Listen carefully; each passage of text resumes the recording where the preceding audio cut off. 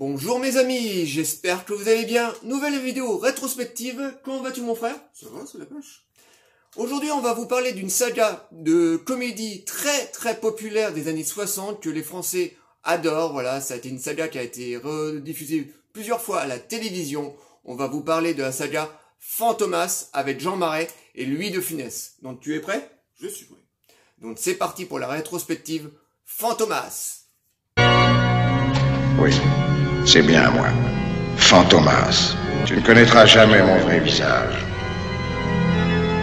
Sous ce masque, personne ne le connaîtra jamais. La saga Fantomas, une saga que les gens adorent, voilà, ça a été une saga qui a cartonné au cinéma, qui a été maintes fois rediffusée à la télévision, voilà, c'est une saga qui pourra passer 10 millions de fois, les gens la regarderont toujours, parce qu'on a d'une part Louis de Funès, on a Jean Marais, ils sont vraiment très bien réalisés, mais bien avant cette saga qui est des années 60, la saga Fantomas est tirée des romans de 1910, donc de Fantomas. Donc c'était des romans policiers d'espionnage pris au premier degré, il n'y avait pas du tout d'once de comédie dedans. Il y a eu les romans, il y a eu plusieurs adaptations de Fantomas, et donc en 1960, les producteurs français décident de réhabiliter la saga Fantomas, en tout cas les romans de Fantomas, mais là ils décident d'orienter les romans vers la comédie. Garder le côté policier espionnage, mais en mettant de la comédie. Donc au début, les producteurs avaient pensé à Jean Marais déjà dans le rôle de Fantomas et de Fandor, parce que à l'époque Jean Marais était une grande vedette, et ils avaient pensé à Bourvil, parce que Jean Marais et Bourvil avaient déjà fait un film auparavant ensemble, et ils avaient pensé à Bourvil dans le rôle du commissaire Juve. Malheureusement, Bourvil à ce moment-là devait être certainement occupé sur un autre film, donc il n'a pas pu jouer dedans, et le nom de Louis de Funès est venu juste aux oreilles des producteurs, parce que à l'époque, Louis de Funès n'était pas encore la star qu'il allait devenir quelques années après avec les films de Gérard Houry ou la saga des gendarmes, même s'il avait fait le tout premier gendarme 1 ou 2 ans avant Fantomas. Donc les producteurs ont pensé à Louis de Funès, et c'était un très gros coup gagnant parce que Louis de Funès est extraordinaire dans le film. Donc en 1964 sort Fantomas sur les écrans français, donc ça a été un carton. Les producteurs ont gardé le côté policier espionnage, mais en même temps ils ont influé dans la saga, enfin ils ont mis dans la saga un gros côté comique avec bien sûr les gags de Louis de Funès qui est vraiment très bon, mais faut pas oublier que dans le film, surtout dans le premier, le rôle principal revient à Jean Marais, donc Jean Marais qui joue le rôle du journaliste Fandor et de Fantomas. Donc l'histoire, je vais pas vous la raconter, vous la connaissez par cœur. Donc c'est l'histoire de l'inspecteur Juve et du journaliste Fandor qui est à la poursuite de Fantomas, un criminel à qui on voit jamais le visage. Voilà, c'est un criminel un petit peu à la James Bond. Voilà, et le film est vraiment très bien réalisé.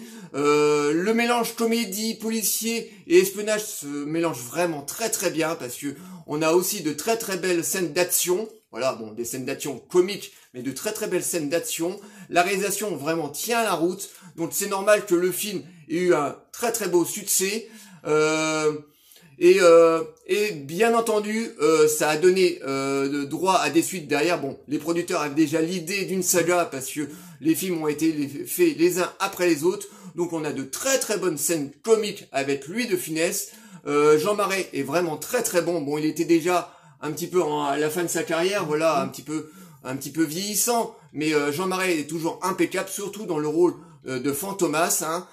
Voilà, il est grimé derrière le masque, on reconnaît un petit peu son visage, mais il est vraiment impérial. On a la très belle aussi Hélène de Montgeroult, qui est magnifique, hein, voilà, vraiment pour moi avec Brigitte Bardot à l'époque, c'était l'actrice française la plus belle. Donc le tout premier Fantomas est vraiment très bon. Voilà, on se rappelle de la scène sur le sous-marin ou la scène, je sais plus, un moment poursuite dans les montagnes aussi. La poursuite dans les montagnes, ou Fantomas qui se grime en Louis de Funès, voilà. Donc on a de très très belles, de très très bons scènes comiques avec Louis de Funès.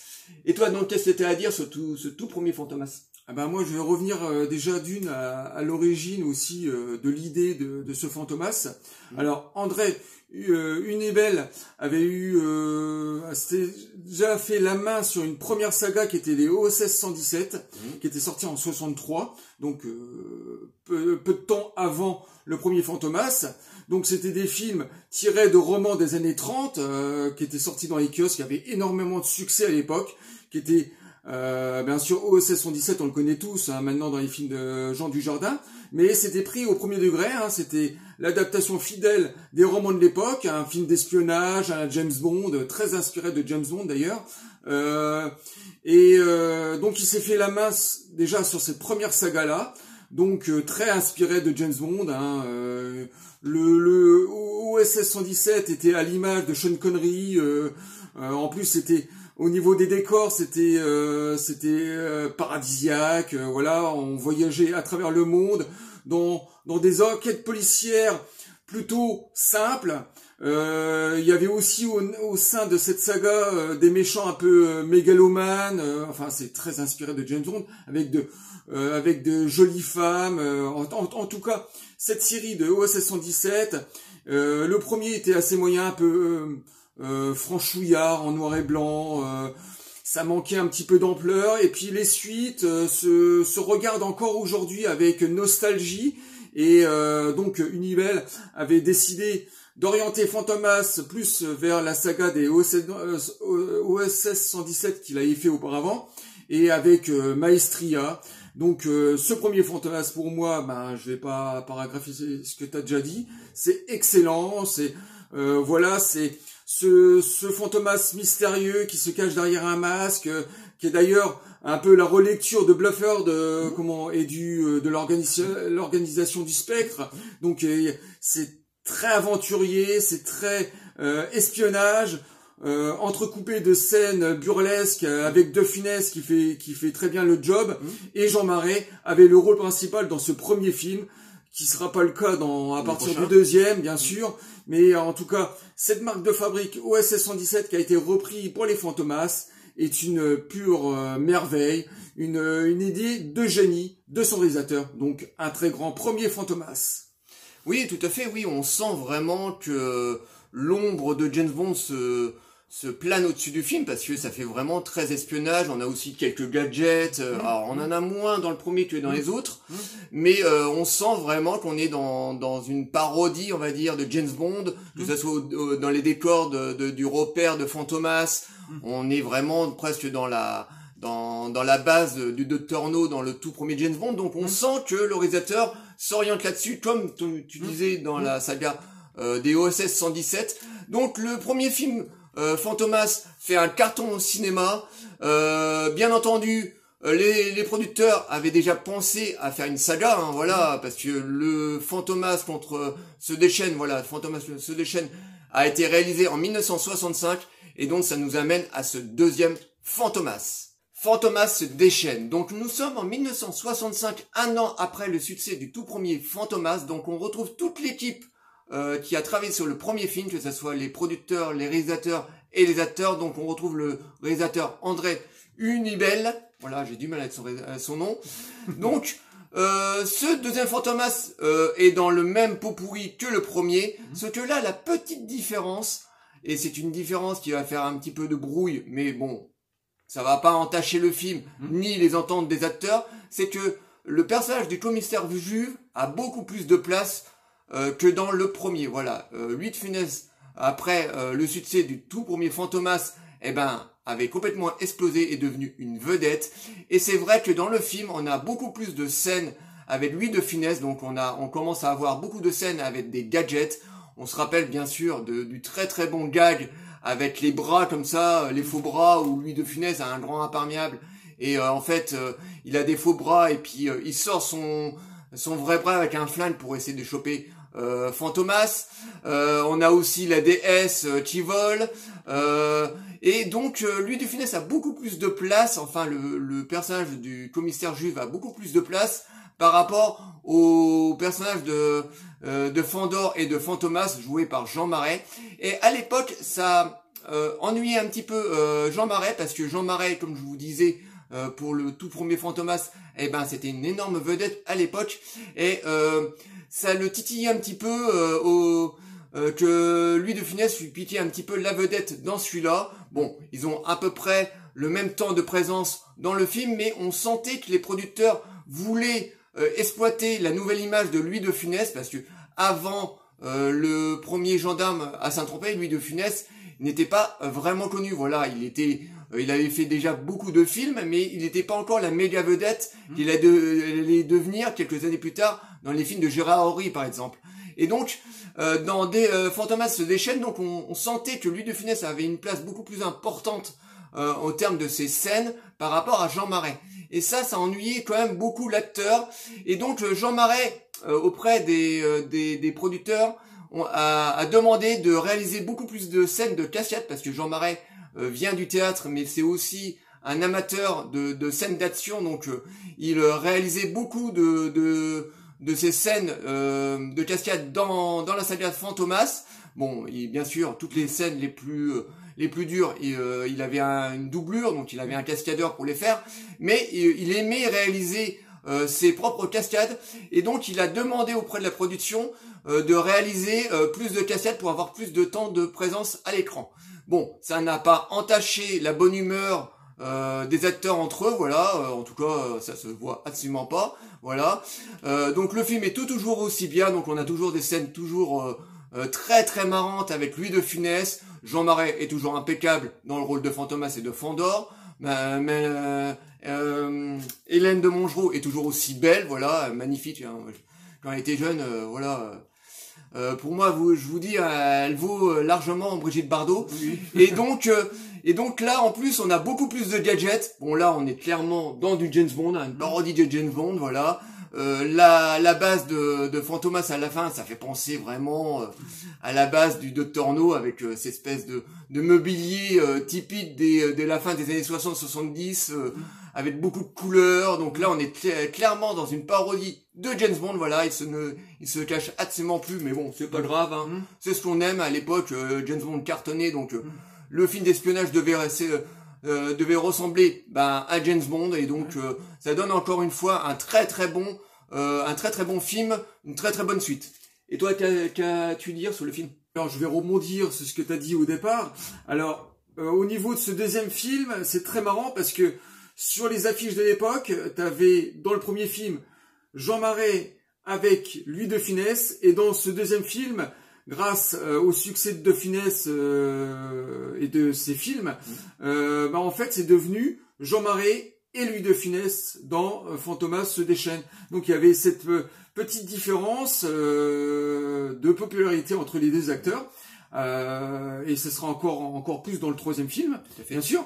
Et pour moi, ma petite critique sur ce film, là on épouse totalement l'univers de James Bond avec beaucoup plus de gadgets. J'ai une scène en particulier où on retrouve Fantomas qui capture comme ça des scientifiques, parce qu'en fait l'histoire, pour la faire rapidement, Fantomas décide de créer une arme pour détruire le monde. Il a encore beaucoup plus retors dans ce film-là, et mégalo. Donc on est encore plus dans James Bond. Donc au niveau des décors, t'avais tout à fait d'accord. J'étais tout à fait d'accord avec toi sur la base. On a l'impression il y a des couleurs partout. Le mobilier, c'est un peu de l'art moderne des années 70. Il y a la voiture, bien sûr, la DS qui se transforme en avion, voilà, qui est totalement spectaculaire. On s'attendait pas à voir ça comme cliffhanger de fin. Et en plus de ça, je vais parler aussi de la musique, parce qu'on n'avait pas parlé dans le premier. On n'a pas parlé, ouais. La magnifique, le magnifique score de Michel Magne. Alors Michel Magne est un compositeur français un peu loufoque, qui était issu bien sûr du conservatoire, mais il adorait aussi ces fusions de style assez pop. Donc on se souvient tous de ces musiques qu'il avait fait dans les années 60-70 dans ses studios au château d'Héronville. Et cette musique de ce Fantomas se déchaîne, malheureusement a été perdue, parce qu'il y a eu un incendie au château d'Héronville. Donc les partitions étaient oubliées, enfin avaient brûlé en fait, avec la musique aussi du Fantomas contre Scotland Yard. Et donc sur la musique du deuxième, bah, ça a été réinterprété, c'était réorchestré avec brio d'ailleurs. Et ce qui n'était pas le cas pour le premier Fantomas, parce que heureusement l'enregistrement a été retrouvé intact dans le château d'Héronville.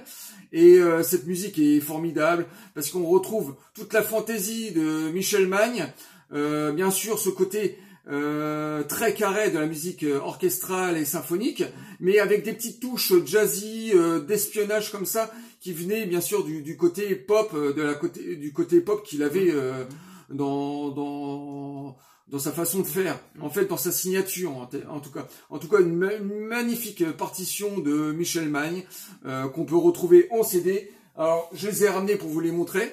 Donc une sélection bien sûr dans ce coffret quasi intégrale de 67 jusqu'en 82 de la carrière de De Funès. Donc on retrouve une grosse majorité de ses plus grands succès. Et dans l'intégrale Fantomas sur ce CD.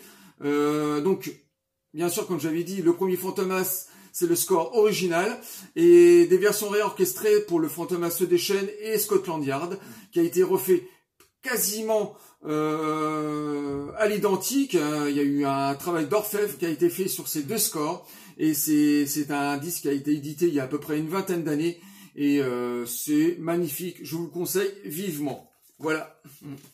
Oui, donc c'était un film qui était vraiment très très bon, qui a eu encore un énorme succès, voilà, donc on se rappelle bien de la voiture, la DS qui s'envole. D'ailleurs, ils l'ont gardée, je crois qu'elle est dans un musée, je sais plus dans quelle ville, mais on peut encore la voir. Donc c'était une vraie DS avec des vraies ailes, bien entendu, elle ne volait pas parce que ça a été fait par des effets spéciaux. D'ailleurs, les effets spéciaux dans le film, il n'y en a pas beaucoup, mais ça se voit, hein, voilà, bon, on n'avait pas les budgets des Américains à l'époque, mais c'est encore une suite qui a très très bien marché auprès du public, et donc ça va nous amener à un troisième Fantomas, et cette fois ça va se passer en Écosse. Fantomas contre Scotland Yard. Alors là nous sommes en 1967, il y a 2 ans entre Fantomas se déchaîne et Fantomas contre Scotland Yard, donc on retrouve encore une fois toute la même équipe.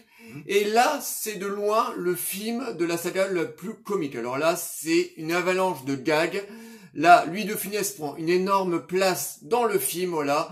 Il a droit à énormément de sketchs. On ne voit pratiquement que lui. Alors là, Jean Marais est vraiment en second plan, mais bon, là, l'acteur, je pense qu'il s'est habitué, voilà. Il est clairement au courant du succès de Louis de Funès et les producteurs veulent vraiment capitaliser sur le succès naissant de l'acteur. Donc là, on a énormément de gags avec Louis de Funès qui sont toujours aussi excellents. Alors là, le film se passe en Écosse. Voilà, Fantomas décide de s'en prendre aux Écossais. Voilà, il veut dépouiller un lord écossais. Et là, ça nous donne donc des avalanches de gags. On se rappelle bien entendu du sketch du cheval qui parle, ou du lit qui roule, ou du coup du fantôme, où Louis de Funès voit un fantôme un peu partout. Donc ça donne un sketch où t'as tous les personnages qui passent d'étage en étage à la recherche de ce fameux fantôme. Donc c'est vraiment une avalanche de comédie. Là on a beaucoup moins d'espionnage, on a beaucoup moins de scènes d'action parce qu'on est clairement dans une comédie. Bon, c'est pas déplaisant pour autant parce que à ce moment-là, Louis de Funès était devenu une vedette, donc ce qu'on voulait, ce que voulait plutôt le public à l'époque, parce que nous on était un petit peu jeunes quand même, ce qu'il voulait, c'est avoir des shows de Louis de Funès. Donc ça donne encore une fois une très très bonne suite. Mais bon, là clairement, on est dans une comédie pure. Voilà, donc Louis de Funès est excellent, Jean Marais malheureusement est un petit peu en dessous, donc il reprend toujours son rôle de Fandor et de Fantomas, voilà, ça donne vraiment un film très très bon. Voilà, on a une course-poursuite après, enfin on a une chasse à courre dans les bois contre Fantomas, qu'ils n'arrivent pas à choper d'ailleurs à la fin, et donc voilà, ça clôture vraiment très très bien cette saga. Moi je l'aime beaucoup, voilà. Bon, c'est celui que j'aime peut-être un petit peu moins parce que ce côté, voilà, un petit peu comique, un peu trop appuyé. Moi j'aimais bien le côté espionnage, action des deux premiers. Je trouve que le cocktail marchait très très bien. Bon là, on est quand même dans une suite qui est quand même très très potable, hein, parce que la saga est vraiment très très bonne pour moi. Mais bon, c'est celui que j'aime le moins. Et toi, qu'est-ce que tu as à dire donc sur ce dernier film? Ben pour moi, le Fantomas numéro 3, ben c'est comme toi, hein, c'est une pure comédie, burlesque, avec toutes ces scènes en forêt qui étaient tournées d'ailleurs dans la forêt de Fontainebleau à l'époque, Oui, tout à fait. qui était une retranscription des forêts d'Écosse. En tout cas, on peut s'imaginer en pleine forêt d'Écosse. Donc toutes ces scènes emblématiques avec le cheval qui parle et tout ça, t'as tout à fait raison. Le lit, cette course poursuite avec le lit, et on retrouve un Fantomas beaucoup plus en second plan comme ça. On le voit beaucoup quand même. Bon, on le voit beaucoup, mais c'est quand même De Funès qui a le rôle principal. Même s'il y a des bonnes cascades encore interprétées par Jean Marais. On se souvient aussi des scènes d'action dans le château, quand il saute sur les gardes dans les douves du château comme ça. C'est encore très très bien fait. Il y a encore un petit peu d'espionnage, mais bon, c'est beaucoup plus comédie. Et en plus de ça, petite anecdote, hein, cette fois-ci sur les affiches françaises, là c'est paradoxal parce que maintenant c'est De Funès avec Jean Marais. Donc De Funès avait pris le pouvoir au sein de la popularité de ce troisième long métrage avant Jean Marais. Et malgré ce petit détail et malgré cette différence, le film reste toujours aussi agréable, même si je suis d'accord avec toi, ça manque d'espionnage, ça manque d'action, mais bon, voilà, on vient pour regarder du Funès parce que c'est ça qu'on aime. Et en plus de ça, je vais parler de la fin. Ils ont laissé une porte ouverte à la fin, comme ça. Alors donc, il devait avoir d'autres suites même. C'était prévu, mais je pense que l'équipe de tournage, le réalisateur ou même De Funès voulait peut-être s'orienter vers autre chose que de faire une multitude de suites comme ça, répétition pour en faire une saga. Donc en tout cas, cette fin ouverte devait apporter bien sûr un 4e épisode qui verra jamais le jour. Mais bon, c'est quand même assez marrant comme ça de terminer une saga sur un cliffhanger. Mais bon, ce 3e film est sympathique et restera dans les mémoires de toute manière. Oui, tout à fait, je pense qu'ils avaient une petite idée de faire une saga un petit peu à la gendarme. Mais bon, c'est très bien, on en a eu 3, parce que je pense que s'ils auraient continué, au bout d'un moment, ça aurait fini par devenir trop parodique, qui était le cas un petit peu pour la saga des gendarmes. Hein. Les premiers gendarmes sont bien, mais les 2 derniers, franchement, lui De Funès en plus était tombé malade, il était faible, donc il pouvait plus faire des gags comme il le faisait dans les tout premiers gendarmes. Donc heureusement qu'ils ont arrêté la saga Fantomas au bout du 3e, ça aurait fini par devenir beaucoup moins bon. Donc voilà tout ce qu'on pouvait vous dire sur la saga Fantomas qu'on aime énormément, que le public français aime. Voilà, comme je vous disais au début de vidéo, c'est une saga qui n'arrêtera pas de passer à la télévision, qui plaît tout aussi bien aux adultes mais aussi aux enfants, qui passera comme ça les générations, parce que lui De Funès, il plaît aux adultes mais il plaît aussi aux enfants, et encore aux enfants de maintenant. Moi je sais que quand je passe à un film de Louis De Funès, mes enfants aiment parce qu'il est clownesque, il est très bon, c'est un génie, hein, de toute façon. Hein. Louis De Funès était un génie, et ces films arriveront toujours à passer les années, parce que voilà, c'est un intergénérationnel. Voilà, c'est tout le monde aime les films de Louis De Funès, et c'est le cas aussi pour la saga Fantomas. Et je voulais dire, voilà, pour finir la vidéo, que les producteurs depuis des années essayent de relancer les aventures de Fantomas, et bien entendu, comme on vous avait déjà dit dans une vidéo précédente, il devait avoir la version de Christophe Gans, malheureusement qu'on ne verra jamais.